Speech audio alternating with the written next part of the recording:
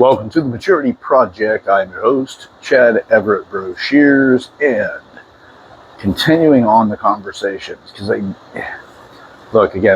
into maturity at all 8 areas, everything about it, developing yourself. I find development to be very entertaining, so I don't really spend a lot of time watching television shows that, I'll do it for treats or things like that. I mean, when I eat, or I'll read, or watch something more informational. But typically, I don't sit around and watch television. I don't really do much other than I do read on a daily basis, and I really do love growth, all geared into it. But I say all that because I'm getting a lot of interest in the conversations around relationships. Now, there are a lot of ways to do relationships.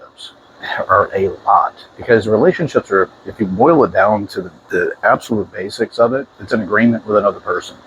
And that agreement is something that you need to create. You have to understand what the hell it is that you want, and understand what the person that wants to be involved, or people that want to be involved, what they want, or that person wants. Work from there. What we do, though, is we take this fixed system. I'm not saying it's wrong. I'm not saying it's bad. That's actually the tradition. Excuse me. That is the traditional direction of a relationship, or at least something that we've had more of a timeline on of consistency that we can look back and say, structurally, I identify what that is. So, now with that, if you understand the agreement process, which, by the way, takes a lot more effort, you have to face the fear pieces of rejection, outright denial, the walk-away potential, things like that. So instead of taking a fixed system, which is the traditional model, and saying, hey, we all know how relationships are supposed to go because we all have this idea that everybody has the same archetype or architecture built into the way that they view a relationship. So you have that. When you get outside of that, you have less of what is considered to be social norms, which means that there's less support systems for them.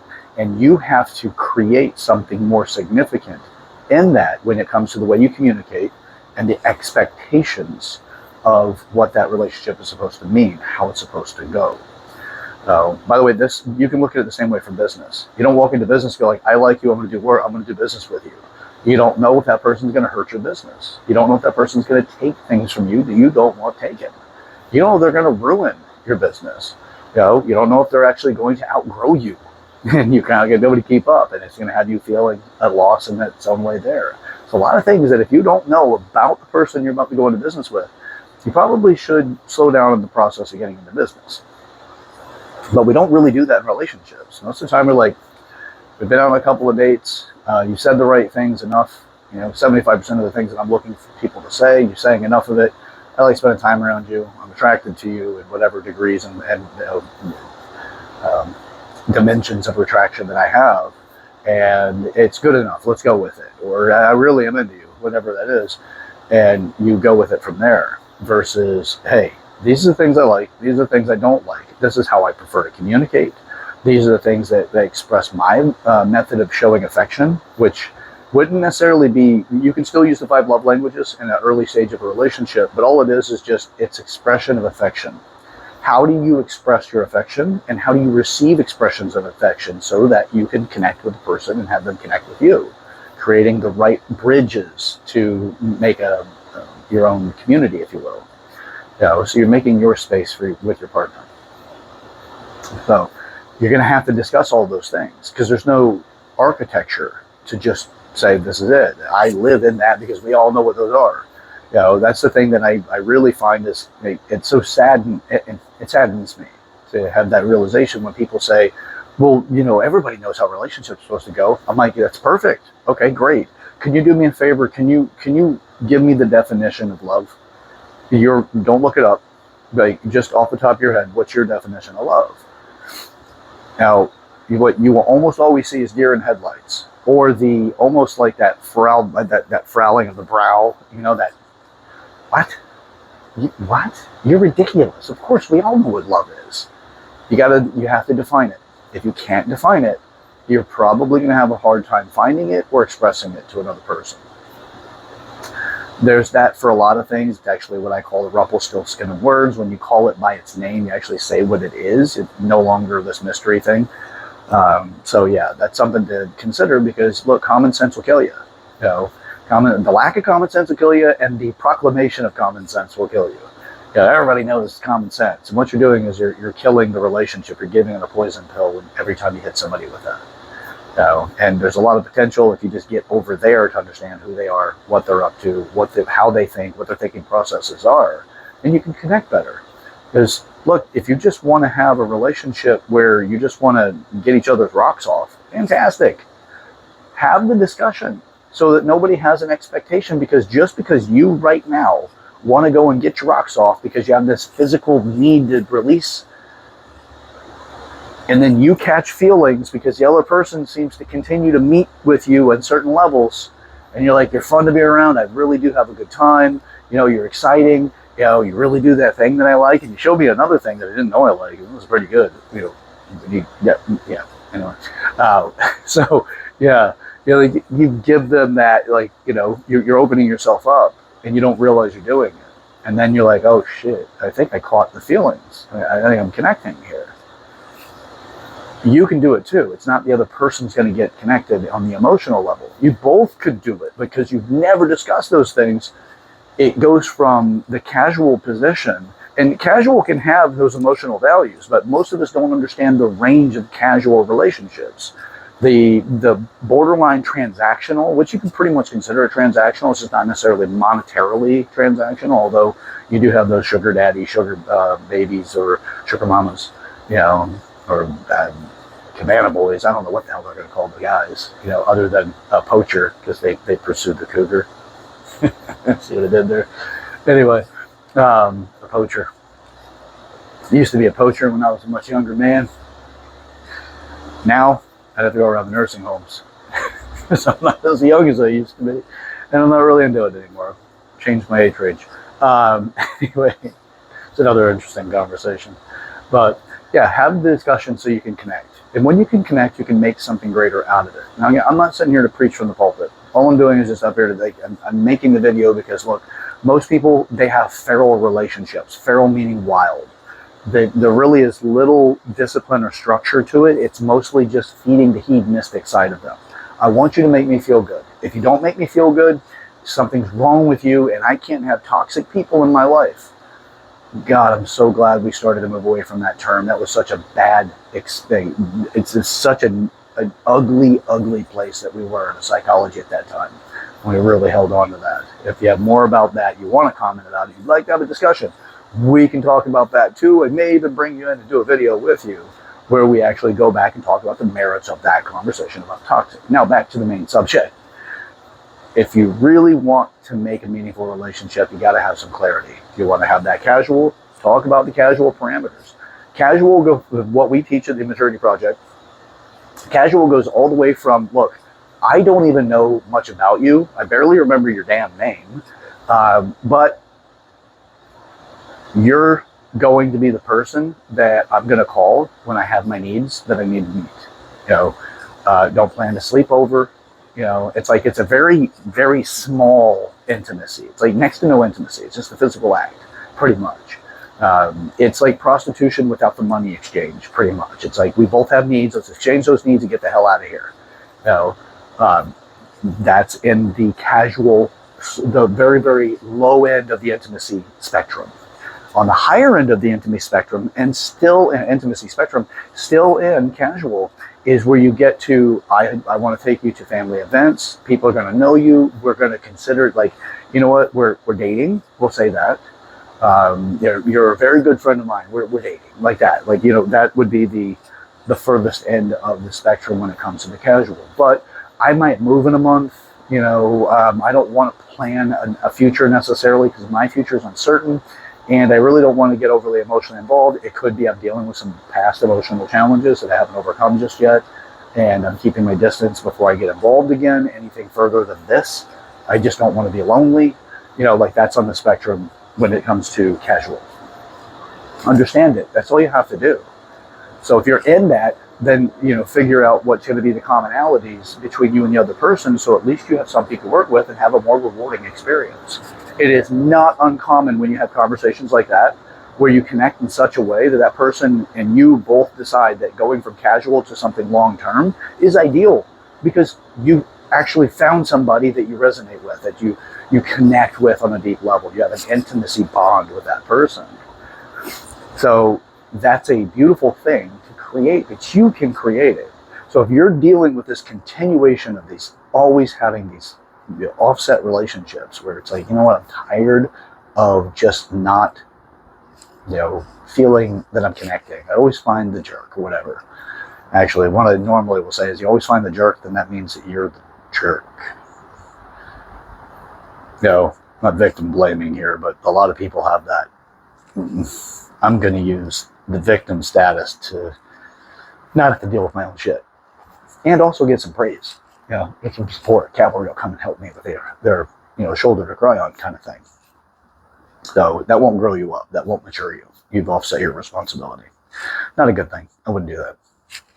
Nah. That's surviving and avoiding. You want to get into that thriving model. So, all right. Now, if you have more interest in relationship conversations, the 5 love languages, as I mentioned earlier, you absolutely can use that. And by the way, it's an amazing book, and you can read it very quickly. See, one of some of my team, one of the individuals on the team, I believe he read it in less than 2 days. Very motivated. Went through it. A power reader, man. Got through it. But it's engaging, because it speaks about something that you're interested in. If you're trying to make a relationship that actually works, you read that book, you'll find out where you actually fell short in yourself, or where the other person, like you, fell short still. Because if the other person isn't living up to the need, what your needs are, you start to learn how to communicate that in a different way than what you had tried previously. It's all about adapting to the situation. So if you want something greater, you got to do something greater, right? Because if you don't change anything, nothing changes, right? Do the same thing, you get the same outcome. All right. Last thing, people ask me regularly, Chad, where can I go meet somebody? Where can I meet somebody that actually, that I'll connect with? All right, well, here's the thing. Do you do nightclubs often? Do you go to the bar often? Know that is typically where people go to forget their life or their challenges in their life. They just want to let go and they want to be free for a bit. If you go and dance because you don't just, you know what, I feel so free when I dance. I just love it. I have such a great time. You may meet somebody you're attracted to on multiple levels, but you don't have the depth of connection other than you have a method to deal with life, or a coping mechanism to deal with life. Like you have an expressive outlet. That's working, but it doesn't necessarily mean that you have the depth that goes beyond that. And when you meet somebody in an environment like that, it's not uncommon for the person to be like, look, I'm actually really attracted to you, and I feel like I got above my league with you. This could be the situation. I'm not saying there's a guarantee, but you may be above my league, to me. And with that, you tell me, you know what, you may have, of the 8 areas of maturity, you might have a better financial situation, a better job or a business. You may be physically in better shape. You may have more connections in your community, and I might be a shut-in, where I just don't have a lot of friends because I keep ruining my relationships with people because of my own selfish needs and my immaturity. It could be that, I just don't have the exclusivity for a relationship that you might want, but I'm going to make you believe that I do because I don't want to lose this opportunity. You do that thing I really like, or several things I really like, or you do it longer and I really appreciate that. Whatever that thing is that, on the sexual level, that really is that, like the carrot that's out there that really gets you to go, man, I'm going to give up a lot of whatever I truly believe because I don't want to lose this opportunity. You can run into that because you met them in a place where you're coping, and you might be their savior. They might see you as their savior, and you don't know who that person is. So 2 years later, you find out who it is. Because that's a common thing, right? They say within 2 years, you're going to know who you're with if you stay that long. Now with social media and all the rest of the stuff, I think it actually reduced the timeline a bit because, people have options, and they usually show their character or whatever. They don't feel like they have to tolerate you when they feel like they have options. So, before it was not so. it was like 2 years, you got it, do they poop with the door open or they have it closed, right? Didn't you? Yeah. Anyway, not to go any further down that conversation, but what it's like to cohabitate with somebody. So it's going to be a better thing for you to find somebody with something more meaningful. Like if you enjoy a sport, or at least you have commonality there, because sports is not common for a coping mechanism, not impossible for it to be. It's just not as common. The coping mechanisms that are very common are going to be, alcohol related, very commonly. And, going out, right? Like I had a tough week, I want to get out. I've been going through a lot, I want to get out. It's like people meeting each other at low points. Not saying everybody, by the way, because everybody freaking loves to do that. Well, I'm not that, I'm the exception. There's nothing more common than believing you are above average intelligence, or people believing they're above average intelligence, which kind of screws everything up, because the average, and people on average believe they're above average intelligence, kind of, And the other thing is making themselves the exception to the rule. So don't make yourself the exception to the rule. You're actually going to grow faster when you give up the exception to the rule and you take responsibility for what I'm saying and make it actually connect with where you are in life. Instead of sitting back going, nope, not this part of the conversation, Chad. Nope, you didn't get me on this one. No, I'm not hearing it because it doesn't make sense to me. It's not relatable. Yeah, you're going to end up causing yourself, a denial of growth. I'm not saying that you need to take what I'm saying and say, yes, this exact situation, exactly as I'm saying it, is yours. I'm not saying that either. Just listen from where you are. That's what I'm saying. So now, if you want to create more commonalities, find things that are meaningful. It's actually interesting, but there's something to it. Where people shop can actually align with some of their interest in life and their discipline in life. They say, well, would you rather meet a woman, if you're a guy looking for a woman, would you rather meet a woman at Walmart or Target? Oh, well, you answer that question for yourself, right? If you want something that's short-lived versus something that's long and meaningful, then you pick Walmart or Target. Where do you want to meet your next date? Volunteering, doing things for the community, going to church, places like that, or whatever the temples of worship that you might be a part of.